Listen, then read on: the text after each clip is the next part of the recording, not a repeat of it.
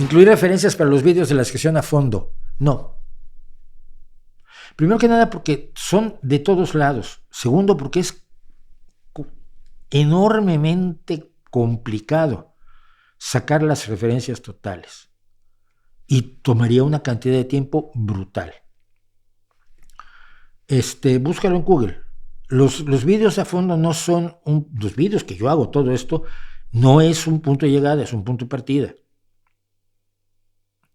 Pero es que a veces, por ejemplo, estoy investigando algo y resulta que hay el nombre de una persona que no sé en qué siglo nació, en qué año nació, y es relevante para lo que estoy haciendo. Entonces, voy a otra fuente a buscar la fecha en que nació. Esa fuente la debería yo consignar, junto con la fuente otra. Si paso por 65, 70 sitios web para investigar algo como el vídeo de ayer, obviamente puedo citar, ya te dije de dónde saqué lo de la Biblia, ¿no? Pues está dicho allí, es la Biblia del Vaticano. Pero si todo lo demás, ¿en qué fuente fui a averiguar lo de Jefté? Porque a partir de allí ya regresé a la Biblia, pero primero tenía que haber averiguado lo de Jefté. Pero ¿qué quiere decir holocausto? ¿Quiere decir que la quema viva o la quema muerta? Entonces vamos a ver cuál es el holocausto, cuáles son las costumbres de los judíos para el sacrificio, para el holocausto.